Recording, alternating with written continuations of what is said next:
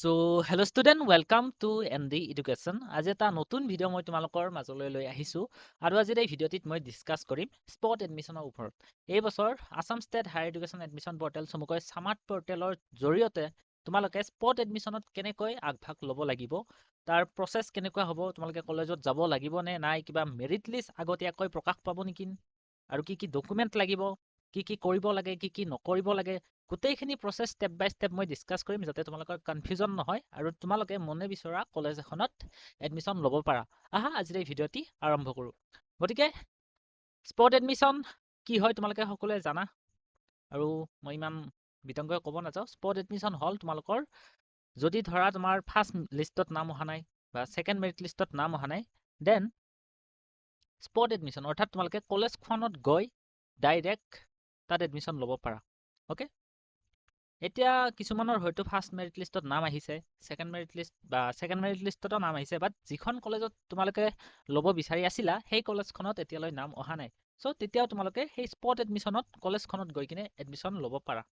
গতিকে spot এডমিশনৰ process কি, আৰু বিশেষকৈ চাব গ'লে কিছুমান ক্ষেত্ৰত তোমালোকে কলেজত যাব লাগে আৰু কিছুমান ক্ষেত্ৰত কলেজত নগ'লেও হয়। গতিকে মেইন চাব গ'লে দুটা প্ৰসেস আছে স্পট এডমিশনৰ। গতিকে মই দুটা প্ৰসেস তোমালোকক বুজাই দিম যাতে তোমালোকে কনফিউজন নোহোৱা আৰু ভালকৈ তোমালোকৰ এডমিশন প্ৰসেসটো কমপ্লিট হৈ যায়। ওকে, সো আহা একো দেৰি নকৰি স্পট এডমিশনৰ যিটো প্ৰসেস সেই প্ৰসেসটো আমি চাই লওঁ। ওকে, সো ফাৰ্ষ্ট প্ৰসেসটো যদি আমি চাব যাওঁ, চেক ভেকেন্সিজ, অৰ্থাৎ তোমালোকে যিটো বিষয়ত এপ্লাই কৰিবা বা যিখন কলেজত ল'ব যাবা, যিটো মেজৰত ল'ব যাবা, তাত সিট আছে নে নাই তোমালোকে চেক কেনেকৈ কৰিবা। ওকে, কাৰণ যদি তাত ধৰা অলৰেডি ফাৰ্ষ্ট আৰু সেকেন্ড লিষ্টত ফুল হৈ গৈছে কলেজখনত সিট, দেন তোমালোকেতো তাত এপ্লাই কৰি লাভ নহ'ব, তোমালোকৰ এনে এটা দিন যাব। কাৰণ যদি ফিল আপ হৈ গৈছে সেই সাবজেক্টটোত আৰু স্পট এডমিশন কণ্ডাক্ট নকৰে, বা যদি এখন বা দুখন সিট থাকে তেতিয়াও তোমালোকৰ গৈ ইমান লাভ নহ'ব যদি পাৰ্চেণ্টেজ কম আছে। গতিকে ভেকেন্সিটো জানি লোৱা মষ্ট ইম্পৰ্টেণ্ট। এতিয়া তোমালোকে ভেকেন্সি কেনেকৈ চেক কৰিবা সেইটো আহা ফাৰ্ষ্ট আমি ডিসকাস কৰোঁ। ওকে, সো ভেকেন্সি চেক কৰিবলৈ আগৰ দৰে তোমালোকে যিকোনো এটা ব্ৰাউজাৰত গুচি যাবা আৰু ইয়াত সামাৰ্ট পৰ্টেল বুলি সাৰ্চ কৰি ল'বা। ওকে, সো সামাৰ্ট পৰ্টেলত ডাইৰেক্ট এতিয়া তোমালোকে ভেকেন্সিৰ অপশনটো দেখা নাপাবা। ওকে, লাষ্ট ইয়াৰ চাব গ'লে আমাৰ সামাৰ্ট পৰ্টেলৰ ওপৰত যিখিনি মেনিউ আছিল বা ওপৰত যিখিনি অপশন আছিল সেইখিনিতে আমাৰ ভেকেন্সিৰ অপশনটো দিয়া আছিলে। এতিয়া ইয়াত যদি মই মৰত গৈ চাওঁ, ইয়াত এডমিশন নটিচ আছে, programme schedule, institution, frequently asked question, contact us, merit list, information, bulletin, এইকেইটা অপশন তোমালোকে দেখা পাব পাৰা। বাট ইয়াত তোমালোকৰ ভেকেন্সি বা ক'ত কিমান সিট আছে সেইখিনি চাব পৰা অপশন সেনেকে নাই। গতিকে তোমালোকৰ স্পট এডমিশনৰ আগা দিনা এইটো দিব লাগে নিয়মমতে। লাষ্ট ইয়াৰো দিছিলে ভেকেন্সিৰ অপশন খুলি কিনে, তোমালোকে সামাৰ্ট পৰ্টেলত আহি কিনে চাই থাকিবা যিটো পাব্লিক নটিচৰ অপশন ভিউ অলত যোৱা, এই পাব্লিক নটিচৰ অপশনত যেনেকৈ সেকেন্ড মেৰিট লিষ্ট পাব্লিছ হোৱাৰ আগতে সেকেন্ড মেৰিট লিষ্ট বুলি আহি গৈছে, ফাৰ্ষ্ট মেৰিট লিষ্ট পাব্লিছ হোৱাৰ আগতে ইয়াত ফাৰ্ষ্ট মেৰিট লিষ্টৰ ওপৰত লিংকটো আহি গৈছে, সেনেকে স্পট এডমিশনৰ আগদিনা ইয়াত তোমালোকৰ যিটো ভেকেন্সি অৰ্থাৎ কোনখন কলেজত কেইটা সিট আছে তোমালোকে কলেজখনৰ নাম সেনেকে চেক কৰি কিনে চাব পাৰিবা, সেই ভেকেন্সিৰ অপশনটো দি দিব লাগে। গতিকে তোমালোকে ইয়াত আহি কিনে ভেকেন্সিটো চেক কৰি ল'ব পাৰা, বা তোমালোকে যদি লগ ইন কৰি লোৱা, ওকে সামাৰ্ট পৰ্টেলত লগ ইন কৰি ল'বা, মই দেখাই দি আছোঁ। ওকে, মই লগ ইন কৰা আছে অলৰেডি। ইয়েছ, সো সামাৰ্ট পৰ্টেলত লগ ইন কৰিলেও ছাইডত যিটো তোমালোকৰ ইয়াত সাইডত দেখা পাইছা dashboard, my application, apply for program, my admission offer, view profile, এই যিখিনি অপশন দেখা পাইছা সাইডত, ইয়াতো তোমালোকৰ সেই ভেকেন্সিৰ অপশনটো আহি যাব পাৰে। এতিয়ালৈ যিহেতু ভেকেন্সিৰ অপশনটো দি দিয়া নাই, গতিকে মই ডাইৰেক্ট ক'ব নোৱাৰোঁ কোনখিনি জাগাত আহি যাব। তথাপিও তোমালোকে স্পট এডমিশনৰ আগা দিনা ভালকৈ সামাৰ্ট পৰ্টেলত লগ ইন কৰি চাই থাকিবা, আৰু ইয়াত সাইডৰ মেনিউ যিবিলাক আছে, নটিচ সেকশন যিবিলাক আছে, তাত তোমালোকে চাই ল'বা, তাত ভেকেন্সি বুলি এটা বা সিট খালী ক'ত কিমান আছে তাৰ অপশনটো আহি যাব। বা তোমালোকে যিখন কলেজত যাবা সেই কলেজৰ ৱেবছাইটত তোমালোকে চেক কৰি চাই থাকিব পাৰিবা, তাতো বহুতো কলেজে ভেকেন্সি অৰ্থাৎ ক'ত কোনটো বিভাগত কিমানটা সিট খালী আছে সেইটো ওলাই দিয়া। ওকে, আৰু স্পট এডমিশন কোনদিনা হ'ব? স্পট এডমিশন মেইনলি আমাৰ 15, 16, 17 তিনিদিন হ'ব।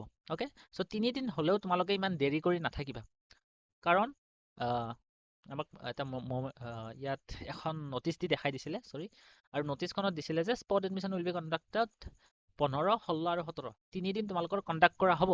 বাট যদি ধৰা তোমালোকে 15 তাৰিখে যাব নোৱাৰা, তেন 16 তাৰিখে গ'লেও তোমালোকৰ হ'ব নেকি? ওকে, এইটো ডিপেণ্ড কৰিব তাত সিট আছে নে নাই। এতিয়া যদি 15 তাৰিখে কলেজখনে স্পট এডমিশন কণ্ডাক্ট কৰি দিয়ে আৰু সেইদিনাই যদি গোটেই সিট ফুল হৈ যায়, দেন 16ত তুমি গৈ লাভ নহ'ব। ওকে, 15, 16, 17 তিনিদিন দিছে। প্ৰায়ভাগ কলেজে তোমালোকৰ 15 জুনতে যেটো স্পট এডমিশন সেই স্পট এডমিশনটো ষ্টাৰ্ট কৰি দিব বাট কিছুমান কলেজে 16 তাৰিখ বা 17 তাৰিখেও পাতিব পাৰে গতিকে কলেজসমূহৰ ৱেবছাইট চেক কৰি থকাটো মেণ্ডেটৰী ওকে তোমালোকে কলেজসমূহৰ ৱেবছাইটো চেক কৰি থাকিবা লগতে সামাৰ্ট পৰ্টেলো চেক কৰি থাকিবা লগতে নতুন কিবা আপডেট আহিলে মই জনাই দিও আমাৰ WhatsApp চেনেল আছে WhatsApp গ্ৰুপ আছে ডেসক্ৰিপচনত লিংক আছে গোটেইখিনি তোমালোকে জয়েন হৈ লোৱা যাতে একো ইনফৰমেশন তোমালোকে মিছ নোহোৱা ওকে নেক্সট যেটো নেক্সট প্ৰসেসটো হল apply if not already so গতিকে এটো কি বুজাইছে অৰ্থাৎ তুমি যিখন সাবজেক্টত মেজৰ লবৰ বাবে যাবা বা যিখন কলেজত যাবা তাত অলৰেডি এপ্লাই কৰা আছে নে নাই ওকে যদি অলৰেডি এপ্লাই কৰা আছে তুমি সামাৰ্ট পৰ্টেলত গৈছোৱা লগইন কৰিছোৱা তাত যদি অলৰেডি এপ্লাই কৰা আছে ইয়াত মই দেখাই দি আছো ওয়েট ইয়েস ইয়াত চোৱা এইটো চাব গলে অলৰেডি গুৱাহাটী ইউনিভাৰ্সিটিত এপ্লাই কৰা আছে ফিজিক্স মেজৰত গতিকে ইয়াত যেটো এতিয়ালৈ সিট পোৱা নাই মই স্পটত এপ্লাই কৰিব খুজো ওকে গুৱাহাটী ইউনিভাৰ্সিটিৰ প্ৰসেসটো অলপ বেলেগ হয় মই হেতু তোমালোকক দেখাই দিম বা ধৰা বিবৰুৱা কলেজতে ইয়াত ফিজিক্স মেজৰত মোৰ এপ্লাই কৰা আছে বাট এতিয়া যেটো স্পটত এপ্লাই কৰিব খুজিম তেতিয়া অন্য কিবা পৰ্টেলত আমি আৰু এপ্লাই কৰিব লাগিব নেকি নালাগে যদি অলৰেডি তোমালোকে ইয়াত এই পৰ্টেলটোত সামাৰ্ট পৰ্টেলত আগতে এপ্লাই কৰি থৈছা সেই মেজৰটোতে আৰু তাত সিট পোৱা নাই তাত স্পটত সেইদিনা সেইখন সাবজেক্টত তোমালোকে যাব বিচাৰা দেন তোমালোকে ইয়াত যিখন এপ্লিকেশন আছে সেই এপ্লিকেশনখনে সাইডত গৈ কিনে প্ৰিন্ট ফৰ্মৰ যেটো অপচন আছে সেই প্ৰিন্ট ফৰ্মৰ পৰা এপ্লিকেশনখন উলাই লবা এক্সট্ৰা কৈ আকৌ এইখনতে এপ্লাই কৰিব নালাগে এতিয়া ধৰা কিছুমানে স্পটত বেলেগ এখন কলেজত লব বিচাৰিছে তাত অলৰেডি তেওঁলোকে এপ্লাই কৰা নাই বা কিছুমানে হয়তো ৰেজিষ্ট্ৰেচনে কৰা নাই তেতিয়া কি হ'ব সো তেতিয়াৰ বাবে তোমালোকে 15 তাৰিখলৈ ওয়েট কৰি থাকিব লাগিব লাষ্ট ইয়াৰৰ তোমালোকৰ স্পট এডমিশনৰ দিনা যেটো সামাৰ্ট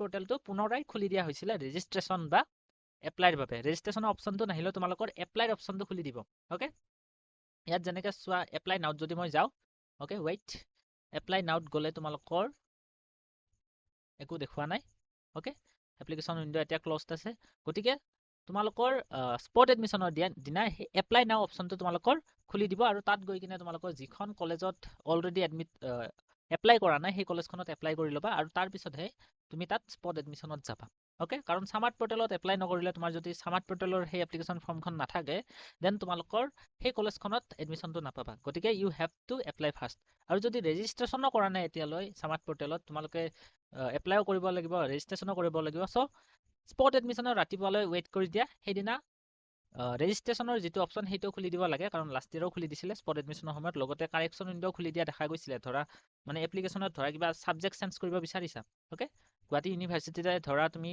ফিজিক্সত এপ্লাই কৰি থৈছা বা হেতু চেঞ্জ কৰি কিনে কেমিষ্ট্ৰিত এপ্লাই কৰিব খুজিছা হেনেকে যদি এপ্লিকেশনত কিবা কাৰেকচন কৰিব লগা আছে হেটো খুলি দিব লাগে স্পট এডমিশনৰ দিনা ৰাতিপুৱা গতিকে তোমালোকে ওয়েট কৰা সেইদিনা সামাৰ্ট পৰ্টেলটো পুনৰাই খুলি দিয়া এটা চান্স আছে আৰু যদি কিবা কাৰেকচন কৰিব লগা আছে যদি নতুনকৈ কিবা হত এপ্লাই কৰিব লগা আছে তোমালোকে সামাৰ্ট পৰ্টেলত সেইদিনা এপ্লাই কৰি লব পাৰিবা ওকে সো নেক্সট প্ৰসেসটো আহা চাও আমি সো নেক্সট প্ৰসেসটো আছে ভিজিট দা ইনষ্টিটিউশন সো ইনষ্টিটিউশনটো 15 তাৰিখে তোমালোকে ভিজিট কৰিব লাগিব ওকে 15 তাৰিখে এতিয়া ইনষ্টিটিউশনটো ভিজিট কৰিবা 16 তাৰিখে ভিজিট কৰিবা এইটো মেইনলি কনফাৰ্ম হ'বৰ বাবে তোমালোকে তাৰ ইনষ্টিটিউট বা কলেজখনৰ ৱেবছাইটটো চাই থাকিবা ৱেবছাইটত ডেট দি দিব যে অহাকালি আমাৰ 10টা বজাৰ পৰা কন্ডাক্ট কৰা হ'ব 12টা বজাৰ পৰা কন্ডাক্ট কৰা হ'ব সেই ডেটটো চাই বা সেই সময়টো চাইহে তোমালোকে কলেজখনত থাকিব ট্ৰাই কৰিবা আৰু পাৰিলে যিদিনা প্ৰথম দিনাৰ ডেটটো দি দিব ধৰা 15 তাৰিখে যদি ডেট দিছে সেইদিনাই যাব ট্ৰাই কৰিবা ৰাতিবা যাব ট্ৰাই কৰিবা কাৰণ যদি সিটসমূহ ফুল হৈ যায় পিছত গৈ তোমালোকৰ লাভ নহব গতিকে এটো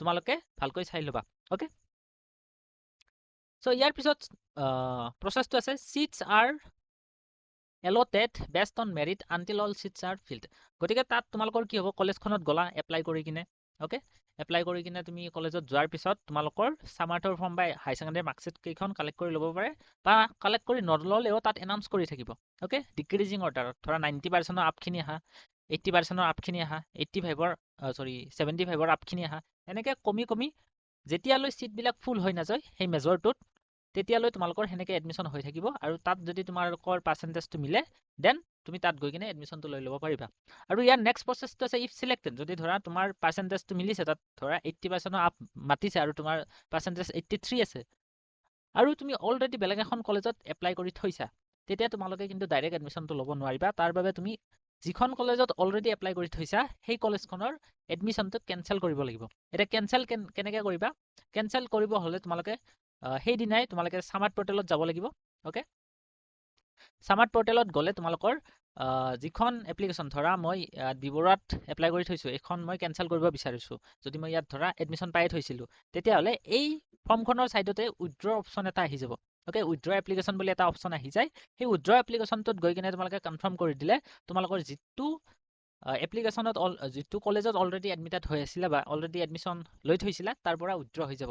এতিয়া উইথড্ৰ কৰাৰ লগে লগে যদি তুমি অলৰেডি ফিজ পে'মেণ্টটো কৰি থৈছিলা, তোমালোকৰ ফিজখিনি ঘূৰাই পাবা নে নাই, এইখিনি অলৰেডি মই আগৰ ভিডিঅ'বিলাকত ডিছকাছ কৰিছোঁ। তোমালোকে পইচাখিনি ঘূৰাই পাবা, তাৰ বাবে কলেজখনৰ লগত কণ্টেক্ট কৰি তাত তোমালোকে এপ্লিকেশ্যন দিব লাগিব। তেতিয়া তোমালোকে সেই কলেজখনৰ যদি অলৰেডি এডমিট হৈ আছিলা আৰু তাৰ পৰা কেঞ্চেলো কৰি দিছিলা, তেতিয়া তোমালোকে ৰিফাণ্ড পাবা। যিমান এমাউণ্ট তোমালোকে এডমিশ্যনৰ সময়ত পে' কৰিছিলা, সেইখিনি এমাউণ্ট তোমালোকে ৰিফাণ্ড পাবা। কিন্তু বেছি দেৰি নকৰিবা, 2-3 দিন পিছতে তোমালোকে সেই কলেজখনত কণ্টেক্ট কৰিবা, এপ্লিকেশ্যন দিবা, তেতিয়াহে তোমালোকৰ পইচাটো ঘূৰাই দিব।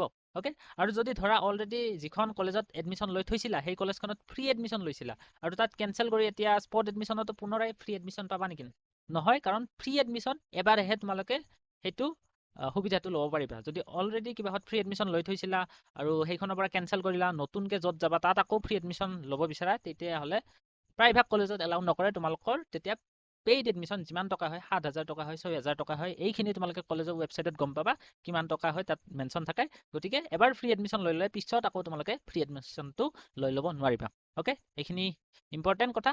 এণ্ড নেক্সট, তোমালোকৰ কেঞ্চেল কৰাৰ পিছত যিটো অফাৰ থাকিব, অফাৰটো একচেপ্ট কৰিবা।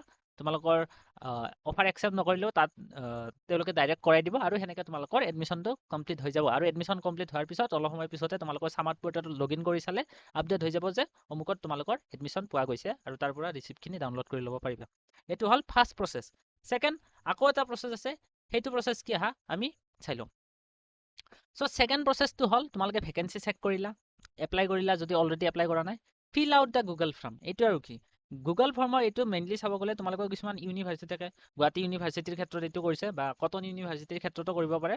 তোমালোকৰ কি হ'ব, সেই ৱেবছাইটতে গুগল ফৰ্ম বা ইউনিভাৰ্চিটিখনৰ ৱেবছাইটতে গুগল ফৰ্মৰ লিংক দিয়া থাকিব।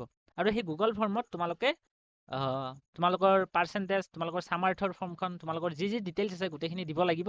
আৰু সামাৰ্থৰ ফৰ্ম কেনেকৈ দিবা, সামাৰ্থৰ ফৰ্ম যদি এতিয়ালৈ এপ্লাই কৰা নাই, তোমালোকৰ স্পট এডমিশ্যনৰ দিনালৈকে তাৰ আগলৈকে গুগল ফৰ্মখন খোলা থাকিব। গতিকে ৰবা মই দেখাই দি আছোঁ, তোমালোকৰ কনফিউজন হ'ব নালাগে। ধৰা গুৱাহাটী ইউনিভাৰ্চিটিৰ এইখন নটিচ দিছে যে যিখন গুগল ফৰ্ম হয়, সেই গুগল ফৰ্মখন 11টা বজালৈ তোমালোকৰ 15 জনৰ 11টা বজালৈ থাকিব, এক্টিভ থাকিব। আৰু যিটো স্পট এডমিশ্যনটো 16 জুনত কণ্ডাক্ট কৰা হ'ব। অৰ্থাৎ 15 জুনত তোমালোকৰ গুৱাহাটী ইউনিভাৰ্চিটিত এডমিশ্যন নহয়, 16 জুনতহে হ'ব। এইটো এটা বেলেগ প্ৰচেছ দেই। চ' গতিকে মই গোটেইখিনি বুজাই দি আছোঁ যাতে তোমালোকে কনফিউজন নোহোৱা।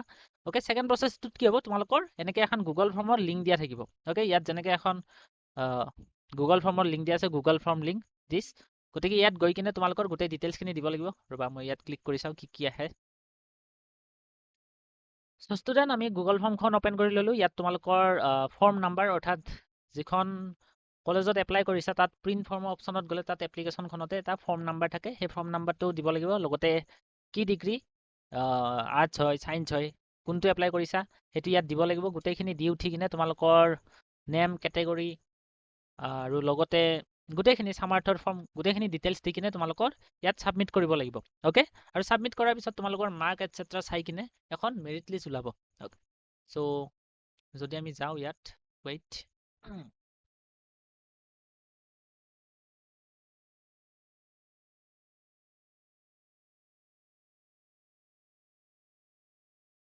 য়েছ। চ' ইয়াৰ পিছৰ যদি তোমালোকে ষ্টেপটো চোৱা, সেইটোত দিছে যে the shortlisted applicant as per the provisional merit list need to report in the person at the time of, okay, so তোমালোকৰ মেৰিট লিষ্টখন ওলাব আৰু মেৰিট লিষ্টটো তোমালোকৰ গুৱাহাটী ইউনিভাৰ্চিটি পৰ্টেলত বা সেই কলেজখনৰ পৰ্টেলতে তোমালোকে পাই যাবা। আৰু সেই হিচাপত তোমালোকৰ যদি নাম আহে, পিছদিনা গৈ কিনে এডমিশ্যনটো ল'ব লাগিব। অ'কে, এইটো মেইনলি চাব গ'লে নৰ্মেল এডমিশ্যন প্ৰচেছৰ দৰে, তথাপিও এইটো স্পট এডমিশ্যন নাম দিছে। কাৰণ ইউনিভাৰ্চিটিবিলাকত বহুত দূৰৰ ষ্টুডেণ্টে এপ্লাই কৰে, তেওঁলোকে আহি কিনে স্পট এডমিশ্যনত প্ৰেজেণ্ট থকাটো কিছুমানত সম্ভৱ নহয়। গতিকে সেনেকৈ গুগল ফৰ্মত জৰিয়তে যাতে এপ্লাই কৰিব পাৰে, সেইটো এটা প্ৰচেছ ৰাখিছে। অ'কে, কিন্তু প্ৰায়ভাগ কলেজত এইটো ফ'ল' কৰা নহয়। আগতে যিটো মই ফাৰ্ষ্ট প্ৰচেছ ক'লোঁ যে কলেজত যাব লাগিব, তাত তোমালোকৰ পাৰ্চেণ্টেজ মাতি থাকিব, যদি মিলে তেতিয়া তোমালোকৰ এডমিশ্যনটো কৰিব। চ' সেনেকৈ, আৰু কিছুমান ইউনিভাৰ্চিটিত এইটোৱে ফ'ল' কৰা হয় যে আগতে তোমালোকৰ গুগল ফৰ্ম দি দিয়ে, তাত তোমালোকে য'তে নাথাকক কিয় ঘৰৰ পৰা মাৰ্কখিনি দি দিব পাৰা বা ডিটেইলছখিনি দি দিব পাৰা। তাৰ ওপৰত এখন মেৰিট লিষ্ট ওলাব আৰু মেৰিট লিষ্টখনত তোমাৰ নাম আহিলে পিছদিনা গৈ কিনে সেই স্পট এডমিশ্যনৰ সময়ত যদি তোমাৰ নাম আহে, যদি গুগল ফৰ্ম ফিল কৰিছা, তেতিয়াহে সেই সময়ত গৈ কিনে তোমালোকে এডমিশ্যনটো লৈ ল'ব পাৰিবা। বাকী এডমিশ্যনৰ প্ৰচেছ চেম, যদি অলৰেডি এডমিশ্যন লোৱা আছে কেনচেল কৰিব লাগিব এটচেট্ৰা। অ'কে, চ' এই দুটা হ'ল প্ৰচেছ। ফাৰ্ষ্ট প্ৰচেছত নৰ্মেল কলেজখনত গৈ এডমিশ্যন হ'ব। ছেকেণ্ড প্ৰচেছত কলেজত যোৱাৰ আগতে গুগল ফৰ্মত তোমালোকৰ ফিল আপ কৰি কিনে তোমালোকৰ মেৰিট লিষ্ট ওলাব। গতিকে মেৰিট লিষ্ট কিছুমান ক্ষেত্ৰত ওলোৱা দেখা যায়, কাৰণ বহুতে সুধি আছিলে যে স্পটৰ কাৰণে মেৰিট লিষ্ট ওলাব নেকি। এনে স্পটৰ বাবে চামাৰ্ট পৰ্টেলত ডাইৰেক্ট মেৰিট লিষ্ট নোলায়, বাট যিসকল কলেজে অলপ বেলেগকৈ স্পেচিয়েল ধৰণে কৰে স্পট এডমিশ্যন, তেওঁলোকে নিজৰ পৰ্টেলতে, ধৰা গুৱাহাটী ইউনিভাৰ্চিটিৰ পৰ্টেলতে তোমালোকৰ মেৰিট লিষ্টসমূহ আহি যাব, বা চামাৰ্ট পৰ্টেলতো আহি যাব পাৰে। তোমালোকে পৰ্টেলটো ভালকৈ চাই থাকিবা, বা গোটেই আপডেটখিনি তোমালোকে ৱেবছাইটৰ তাত পাই যাবা। অ'কে, চ' এইখিনি হ'ল প্ৰচেছখিনি। যদি কিবা কনফিউজন আছে, কিবা ডাউট আছে, মোক সুধিবা। এতিয়া মেইন হ'ল আমাৰ ডকুমেণ্ট কি লাগিব। অ'কে, ডকুমেণ্ট কি লাগিব আহা আমি সেইখিনি চেক কৰোঁ। তথাপিও ডকুমেণ্টৰ আগত মই অলৰেডি এটা ভিডিঅ' বনাইছোঁ। যদি তোমালোকে ভিডিঅ'টো চাইছা, হয়তো তোমালোকৰ ক্লিয়াৰিটি আছে। তথাপিও মই কিছুমান নতুন ডকুমেণ্ট আৰু লাগিব, মই এইখিনি ইয়াত দেখাই দিওঁ। অ'কে, চ' ডকুমেণ্টৰ বাবে প্ৰথমখিনি তোমালোকে জানা চামাৰ্থৰ সেই এপ্লিকেশ্যন ফৰ্মটো লাগিব। এণ্ড নেক্সট তোমালোকৰ HSLCৰ যিখিনি ডকুমেণ্ট আছে, হাই ছেকেণ্ডাৰী মাৰ্কশ্বিট হওক, চাৰ্টিফিকেট হওক, চাৰ্টিফিকেটটো তোমালোকৰ যদি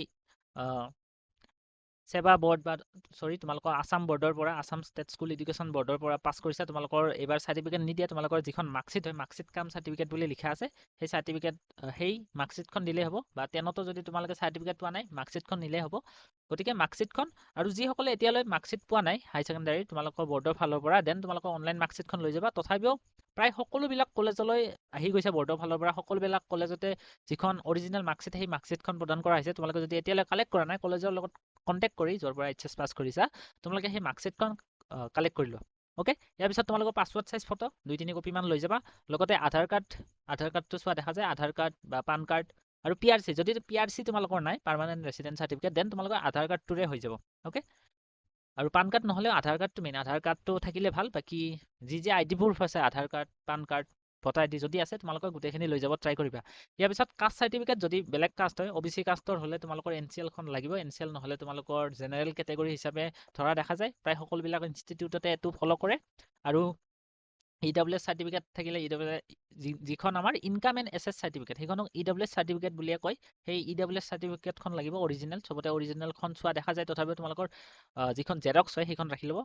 লগতে আৰু বেলেগ যদি কিবা এক্সট্ৰা কাৰিকুলাৰ এক্টিভিটি কৰা, স্পৰ্টছৰ চাৰ্টিফিকেট আছে, NCC NSSৰ চাৰ্টিফিকেট আছে, এটচেট্ৰা, চব লৈ যাবা। অ'কে, ইয়াৰ পিছত গেপ চাৰ্টিফিকেট কোনসকল ষ্টুডেণ্টক লাগিব। যদি হাই ছেকেণ্ডেৰী পাছ কৰাৰ পিছত তোমালোকে এবছৰ ড্ৰপ আছে, 2 বছৰ ড্ৰপ আছে, 3 বছৰ ড্ৰপ আছে, তেতিয়াহ'লে গেপ চাৰ্টিফিকেটখন দিব লাগিব। গেপ চাৰ্টিফিকেট কেনেকৈ বনাবা, তোমালোকে নটাৰী অফিচত এখন নটাৰী এফিডেভিট বনাব পাৰি। সেই নটাৰী এফিডেভিটতে তোমালোকৰ গেপ চাৰ্টিফিকেটখন হৈ যাব। সেইখনে তোমালোকে ছাবমিট কৰিলে হ'ব। অ'কে, আৰু যদি গেপ চাৰ্টিফিকেট তোমালোকক বনাই দিব লাগে, মোক কণ্টেক্ট কৰিব পাৰা। যদি গুৱাহাটীত হয়, দেন ময়ো এইটো কৰি দিব পাৰিম। ইয়াৰ পিছত তোমালোকৰ ৰেচন কাৰ্ড বা ইনকাম চাৰ্টিফিকেট কেতিয়া লাগিব, যদি তোমালোকে ফ্ৰী এডমিশ্যনৰ বাবে এপ্লাই কৰিছা। অ'কে, ৰেচন কাৰ্ড নহ'লে ইনকাম চাৰ্টিফিকেট যিকোনো এখন হ'লে একচেপ্ট কৰা দেখা যায়। যদি দুয়োখন আছে, দুয়োখন লৈ গ'লে তোমালোকৰ ভাল। আৰু বেংক পাছবুক তোমাৰ লগতে পেৰেণ্টছৰ লৈ যাব ট্ৰাই কৰিবা, কাৰণ ফ্ৰী এডমিশ্যনৰ বাবে এপ্লাই কৰিলে বেংক পাছবুকটো চোৱা মাজে সময়ে দেখা যায়। লগতে তোমালোক পেৰেণ্টছৰ, মা বা দেউতাৰ যিখিনি আধাৰ কাৰ্ড, বেংক পাছবুক, এইখিনি লৈ যাবা। এনে লাগি যায় কেতিয়াবা ডিটেইলছ, বাট ইমান মেণ্ডেটৰী নহয়। বাট আপাৰ ID আৰু ABC IDটো এইবাৰ চাব পাৰে, এইটো লাষ্ট ইয়াৰ ইমান চোৱা নাছিলে। গতিকে আপাৰ ID বা ABC ID যদি এতিয়ালৈ বনোৱা নাই, ডেছক্ৰিপশ্যনত আপাৰ ID কাৰ্ড কেনেকৈ বনায় চব লিংক আছে, সেইখিনি চাই কিনে তোমালোকে আপাৰ ID কাৰ্ডখন বনাই লোৱা, কাৰণ সেইখনো তোমালোকে লাগি যাব পাৰে। ইয়াৰ পিছত মাইগ্ৰেশ্যন চাৰ্টিফিকেট যদি বেলেগ বৰ্ডছৰ পৰা আহিছা, CBSE বৰ্ড, ICSC, এনেকৈ বেলেগ অসম বৰ্ডৰ নহয়, অসমৰ যিটো আমাৰ ASSEB বা AHSCC বা সেৱা বৰ্ডৰ নহয়, তাৰ বাহিৰে বেলেগ CBSE বৰ্ডৰ ফালৰ পৰা যদি আহিছা, বেলেগ বৰ্ডৰ পৰা, তেতিয়াহ'লে তোমালোকৰ এখন মাইগ্ৰেশ্যন চাৰ্টিফিকেট প্ৰদান কৰা হয়। সেই মাইগ্ৰেশ্যন চাৰ্টিফিকেটখন তোমালোকৰ লাগিব। কিন্তু আছাম বৰ্ডৰ যিসকল ষ্টুডেণ্ট আছে, তোমালোকে মাইগ্ৰেশ্যন চাৰ্টিফিকেটখন প্ৰদান কৰিব নালাগে। অ'কে, অনলি CBSE বা আদাৰ বৰ্ডৰ যিসকল ষ্টুডেণ্ট আছে, তেওঁলোকেহে মাইগ্ৰেশ্যন চাৰ্টিফিকেটটো তাত দেখাব লাগিব। ইয়াৰ পিছত আদাৰ যদি কিবা ডকুমেণ্ট লাগে, সেইটো তোমালোকে ইউনিভাৰ্চিটি বা কলেজখনৰ ৱেবছাইটত স্পট এডমিশ্যনৰ আগদিনা চাবা, তেওঁলোকে ন'টিছ প্ৰায় দি দিয়ে, তাতে মেনশ্যন থাকে কি ডকুমেণ্ট লাগিব, কি ডকুমেণ্ট নালাগে। গতিকে সেইখিনি চাই কিনে তোমালোকে লৈ যাবা ভালকৈ।